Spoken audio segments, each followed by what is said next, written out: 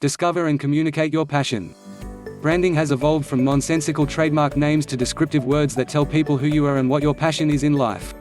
Take, for instance, Xerox. This name had no real meaning until the machines came out and people used them as a common meaning for photocopying papers. While the brand is now known worldwide, the brand has been completely diluted into a generic meaning that is hard to defend as being unique and expressive of a company brand. In order to create a brand name today, you want to give special attention to the qualities that make this name unique and how it is descriptive of what you do or who you are in business or life. Personal branding. In a way, we all come into this world with our own personal branding, our names. This tells members of our family and the people we meet who we are, but doesn't really express our personal qualities.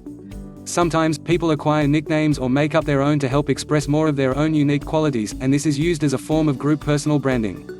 If that personal branding also expresses what your passion in life is, you can use it to help promote yourself to others. Personal branding, as well as business branding, is all about conveying your self-image to others in a way that what they perceive is identical to what you are projecting to them. Business branding. If you have a domain name, that's a form of business branding, just like your business name is. These tend to be more expressing of the products and services offered rather than of the personal qualities of the owner. In the past, in conventional advertising, you would know the business name before you learn the owner's name. However, with so many people using social networks these days, personal branding is becoming as equally important in business and company branding. Projecting passion. Whether you choose one, the other, or both to promote, the idea is to project your passion to a bigger audience. If your passion is connecting others to their soulmates, then you might use a business or personal name with the word love in it. That's your passion. It's not as hard as it seems to think up a few choice brand names to try out. What is hard is reserving them online when so many have already been snapped up by others. Brainstorm and research your brand. That's why in order to get a good one, you have to start to brainstorm early. It's going to take a while to come up with a brand name that you love and that is also available as a domain name. One thing is certain, most two-word phrase domain names are already taken. You will probably have to go with 3 words or more, or you might try purchasing a smaller domain name from someone who is squatting on it and waiting for a buyer to offer him/her some money. Do reserve your personal name. Even if you're not going to use it for business, you will want to reserve as many profiles and even a domain name with your name in it. Celebrities with established careers already have lawyers who do this on a regular basis for them. However, if you start your business brand and then you suddenly achieve fame in the middle of it all, you'll probably end up paying someone else to give back your personal brand name on the internet. There are many opportunists out there who go out and try to reserve names like Paris Hilton or other notables with large followings. If your following increases, so will the number of fake spammers out there, and you want to be ready by having already reserved your name on the biggest sites like Facebook, Twitter, and a personal branded .com name. Research availability. Hop online now and check to see what's available for your domain name possibilities using whoa.net. You can check a variety of different extensions besides .com sites. If the domain is already reserved or bought, you will see the owner of the domain name. It will also tell you who you can contact should you want to try and buy the name. Otherwise, you can get onto popular hosting sites of your choice and try to register the domain name. whoa.net will also tell you, when it's not available, what other names you might try to reserve instead that are available. Typically, they are prefixed with the word my or something similar, but are slightly different. You can even register the domain name right there for a charge of $9.95 per year. Promote your brand online. If you want to be known as an expert, all you have to do is to claim to be an expert and then help others with your expertise. People learn who you are by interacting with you and can make up their own opinions about you and your company. The interactivity and the ability to reach people all around the world for very little money is what levels the playing field between companies and individuals. Information isn't as segregated as it once was, and it's also quite a bit more transparent.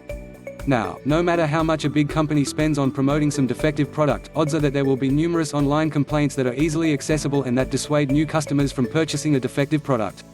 In the same vein, if you have a spectacular brand and some wonderful product or service, you can promote the brand and the positive vibes by sharing that information online to attract new customers. What you should do online. There are a few places online that you can leverage to get the most positive publicity with minimal effort. You could spend a lot more time plastering the World Wide Web with your own press release, but ultimately, as a business owner, you just don't have the time to do too much promotion. Even if you can do the following list, you should seriously think about hiring a company or an individual to help you publicize your offerings online in a manner that will get you more exposure. Online business cards replace your paper cards with a digital version that allow you to share it much more easily online. Digital resumes. If your personal experience is important to your business, be sure to update archives with your personal digital resume. Portfolios: you might have a freelance company or be a solopreneur who is interested in showing off some of your work via your online portfolio. Website: this can be a formal site or a blog, as long as it is a central place to show people who you are and what you're up to with your business. Social networks: these include Facebook and Twitter and are great for getting traffic back to your site. Email campaigns: simple ways to directly market to your audience. Online business cards. In the past, you would do business and help to create brand awareness through a paper business card. While there is still a place for these quaint relics of the past, the more modern versions use an online, interactive component to share your personal brand digitally so that there is less chance that it will get lost or overlooked. Besides, when was the last time you saw anyone pull out a Rolodex of business cards to contact anyone? With so many businesses promoting their brands online, which costs far less and is more effective, it pays to step into the information age with enthusiasm. E-business cards. A copy of the paper business card in digital format is easy enough to create. Distributing it is far more efficient than trying to hand someone a paper card. You can go to places like www.mydropcard.com or www.businesscard2.com to use the service to create your own e-business card. These types of cards have the advantage of being able to be transmitted to other people's electronic gadgets, like their cell phone, and will store your email in their directories. With so many phones having messaging capabilities, it puts your online email address right at their fingertips, with little intervention on your part. In addition, you can add other types of links to these business cards that can be viewed on phones with internet capabilities. You might want to add your Facebook and/or Twitter profiles or any other site that you use for branding you or your business. Brand your digital media. Your digital media can include ebooks, CDs, and videos on YouTube. You alone know where all of your digital media ends up residing. It can also be sales promotional tools like DVDs and USB drives. Add your brand information there and make sure it comes up in auto-run mode so that when people use your products or services, they are also seeing your official e-business card that tells them where they can find more of your products or services or learn more about your brand. People love getting novel gifts for sales promotions, and having your brand printed on them and in digital format is not going to bother them. If it is an item that they use frequently, it's like having a mini commercial installed on their tool that will be a little annoying, but will also be very valuable for when they want to know who to contact for more of the same products and services. Never underestimate the power of a clever business card. It can lead to referrals and more business with very little upfront work. Digital resumes. Paper resumes are good if you're looking for a job, but they aren't very good if you're trying to promote your business online. Putting up a list of your accomplishments and some of your past achievements is a good way to let people know what circles you travel in and what type of quality they can expect from you. Businesses that are in consulting or freelancing can also benefit from digital resumes that list their previous projects. You can write up several, differently formatted resumes that highlight your strengths and promote your past experience. In some cases, you can even add that to your business profiles. Branding on job boards. When you're on a job board, you are competing against hundreds, if not thousands, of other people who are looking for work during this recession. It's a shame, but many human resource people aren't even going to read your resume. They might grab a bunch of electronic resumes and stick them through a resume reader looking for specific keywords. That's why part of branding your resume is to use keywords that will best describe your skills and experience, and that might also be searched by offline companies. It's important to be as detailed as possible, like including the names of the equipment you work with, software programs and versions, or languages that you speak or program in. Include keywords for the type of experience you have, whether it's technical, management, or retail. It's also important to include several different copies of your resume, one in HTML format and one in text format, so that they can download the right format and chug it through their resume readers. LinkedIn. In addition to using bulletin boards like Monster.com, you are sometimes better off using a social network like LinkedIn.com that allows you to post resume information for other professionals to view. It's also a great place to post this type of information because, unlike Monster.com, LinkedIn.com allows you to request recommendations from people. This way, you not only have a viewable resume that is searchable in search engines, but people viewing it can see how many other people have nice things to say about you. LinkedIn.com is a great place for professionals who are out of work and for those who still have a job to network. It's great for people who are business owners who want to network with their customers and who want to offer a professional look at who they are and what they do. However, this isn't really enough to make up someone's mind. A portfolio of past projects will give your profile life. Portfolios. Portfolios provide a visual and audio way to influence someone with your brand, not just with written text. A good portfolio has samples of your best work for new customers to review before making a buying decision. Artists have long used paper portfolios to get into the best schools and to show new customers their work. Digital portfolios can include anything from photography snapshots of offline work, music, JPGs, and video content. It doesn't have to be just about your written work. The more you wow and dazzle your viewer, the more likely they are to buy from you. Exhibit your niche. The sample within your portfolio should be used to showcase your brand. What is your niche and what makes these pieces representative of your expertise? If you're a musician with a specific style, you might want to showcase that style to attract more work. If you're a writer with a talent for specific niches or styles of writing, be sure to include pieces that reflect that information in your portfolio. When trying to project your brand online, don't mix it with too many other styles or niches that aren't related to your own brand. This just dilutes the power of your portfolio and leaves people confused about who you are and what you are offering. Try to stay within your niche of expertise and try to send a strong message that you excel in this area. Sites with portfolios. You can include your portfolio on freelance sites like getafreelancer.com and myspace.com. Some sites do better with different audiences, and it's not unusual to have one portfolio in one area be different from another portfolio to cater to different audiences. For instance, myspace.com caters to a younger audience, and their style is more bold than professional places like getafreelancer.com. However, this is just the audience that buys music and loves to experiment with musical styles and videos. You might put music on here that appeals to this demographic and include different music in a different portfolio elsewhere. Match the portfolio to the site you're posting on. Include different formats. Include multiple formats so that if one format isn't easily viewed, another one will be. That goes for Word documents, images, and musical files. You don't know what people have on their PCs, and when a file doesn't play, it can make you look bad, even if it's not your fault. Including some helpful hints for playing files and opening them can help people be aware that proper software needs to be on their systems in order to view those files. Blog or website. Owning your own website is critical to branding online. Whether the site is a strict HTML site, an e-commerce site, or a blog, it doesn't matter. The one thing you want to make sure of is that you own the rights to the content of the site and that it centralizes all of your activities for that niche on one site. If you have multiple niches online, then you'll have multiple websites.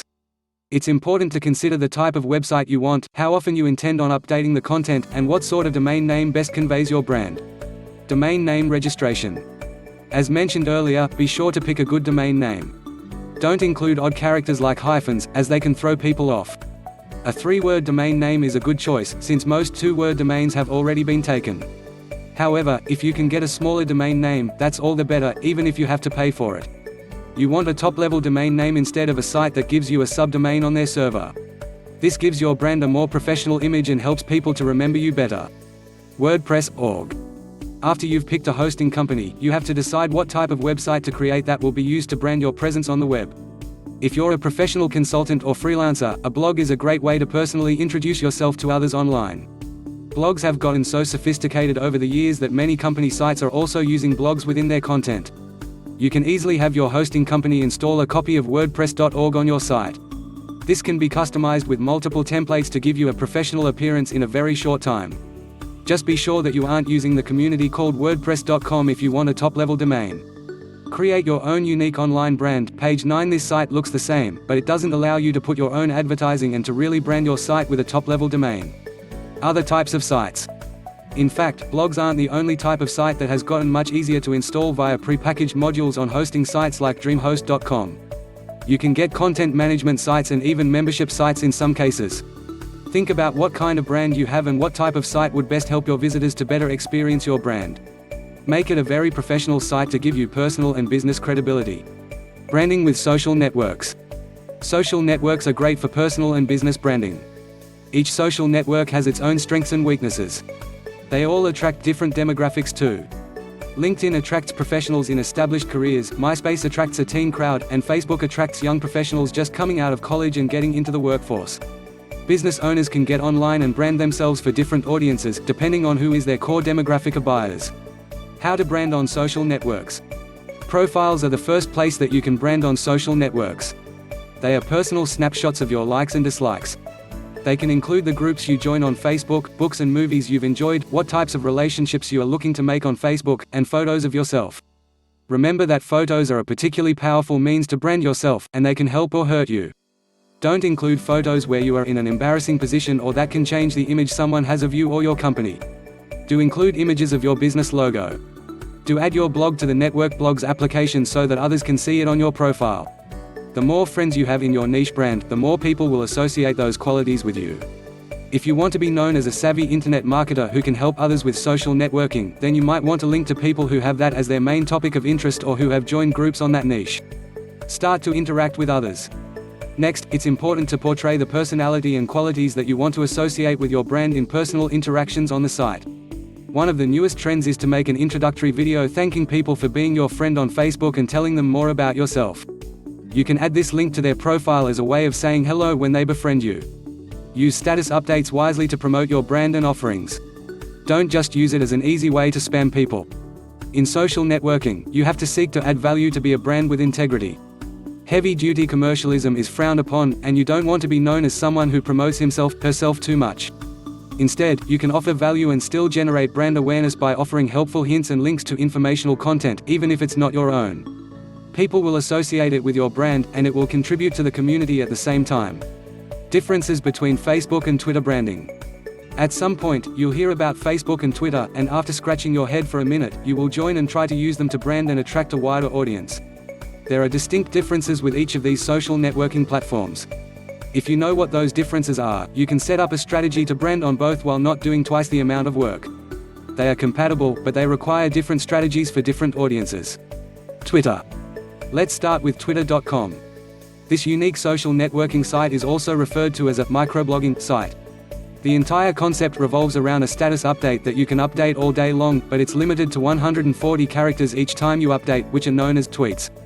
Within those 140 characters, you can post links back to other places online using a URL shortener. In general, it is far easier to gain a massive audience with Twitter than it is with Facebook. You send out tweets, and people who follow you will see them. If they retweet your message, people on their list will see them, and you can gain more followers. You can add several hundred followers a day on Twitter, and many of those will automatically follow you back, increasing your audience. You can automate tweets to go out all day, even when you're not online, and you can even send them to Facebook with an application within Facebook.com called Selective Twitter. Facebook. Facebook is a little harder to gain a following. It also tends to be more complex in terms of the amount and the quality of content you can add. While this means that you can brand far more effectively, it's to a smaller audience. You can also set up a sales page on Facebook for a company and advertise it to the entire Facebook audience based on the demographics that you choose within the program, called social ads.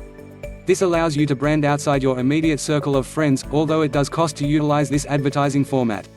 By using Selective Twitter or Ping.fm, you can send some of your tweets to Facebook, but you need to take care not to update Facebook as much as you update Twitter. People will want to hear less from you if you spam their news feed with your Twitter updates, and that's one of the main differences between branding on Twitter and on Facebook. On Twitter, you can talk on and no one cares, but if you try that on Facebook, people will drop you and many won't tell you why. It's a more intimate setting, and no one likes a bore. Email campaigns. Once you have a large following around the internet, it's time to take your branding to a more personal level. You will want to try to harvest as many email addresses as you can in your activities and get permission to market to these people directly. Once you have that, you will want to establish an email marketing campaign that starts to show people on a one-to-one basis what your company or your products are all about. Your email signature. The first place to brand within email is by way of automatic signatures. If you don't have one set up to point people to your website, to your offer of the week, or to a personal biography, you are missing a great opportunity to brand. If someone contacts you for anything, it's the perfect opportunity to sneak in some information on your private brand via the automatic email signature. Your introductory email. Twitter will allow you to automate direct messages to people who follow you via direct messaging. You're on your own with Facebook. Either way, you can join SocialUmph and send out direct messages for each person who follows you, giving them an introductory message that shows more about you and your brand to them. Every introductory email should seek to contribute value and to not sell anything. There will be plenty of time to sell something later. First, try to establish a genuine connection with people, but make them aware of your brand. A planned email campaign. Set up planned email campaigns using a service like aweber.com. You can offer the same type of casual, informational style that is popular with social networks, but include links to your products and offers. Include branding information like videos and applications that can help people understand more about you and your company. Always mix in free branding offers with sales offers. This way, when they open an email, they don't expect that they'll be sold every time. People just don't like that. It's like answering the door to a pushy salesman. However, if they find that you give away free information about 50% of the time that might benefit them, they'll be more likely to open that email. Try different branding subject headlines in different emails and run split testing to see what gets a better reaction. Aweber.com will give you statistics on open rates and click-through rates. Once you start to watch the results of your branding efforts, you have to have direct feedback on what is working and what is not. It will tell you how to tweak your marketing so that your message becomes more appealing every time you send out a new email, increasing brand awareness and sales at the same time. Thank you for watching Generic Management, and don't forget to subscribe. See you on our next video.